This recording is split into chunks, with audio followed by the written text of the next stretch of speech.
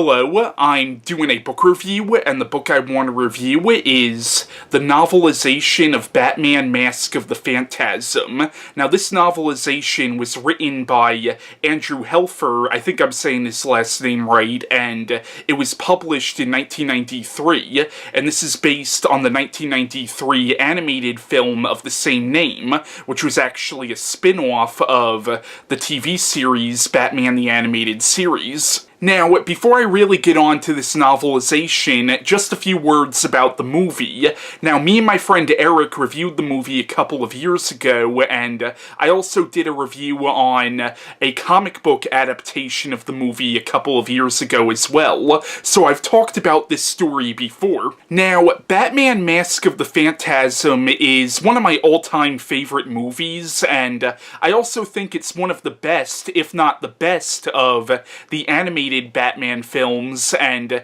it honestly rivals the live-action Batman films as one of the best Batman movies, period. And even though it is a children's film, it does touch on a lot of really mature subject matter, very much like the TV show, because Batman the Animated Series, one of the things that was so great about that series was, even though it was a show for kids, there were a lot of episodes that dealt with a lot of really adult themes.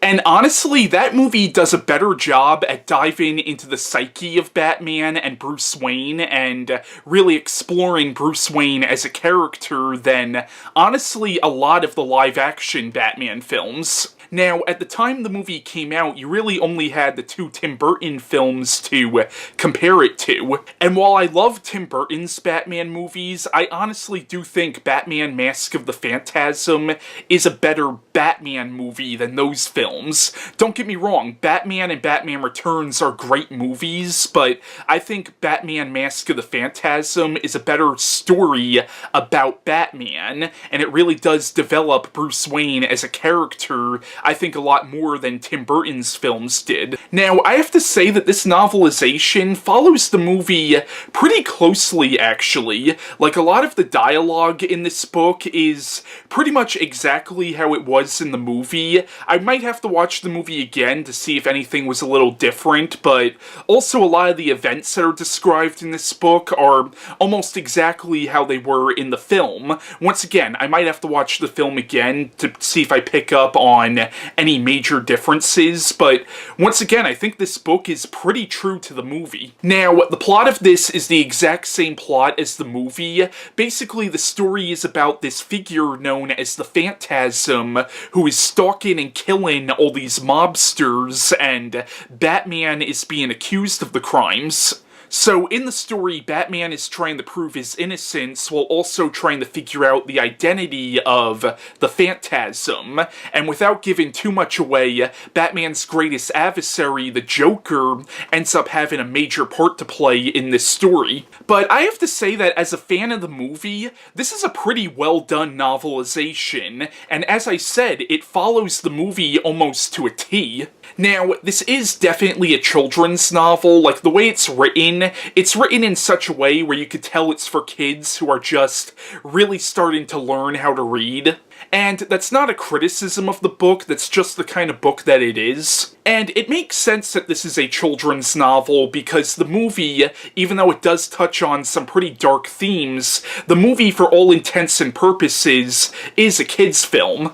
And I'll admit, some of the prose in this novel kind of had me going, eh.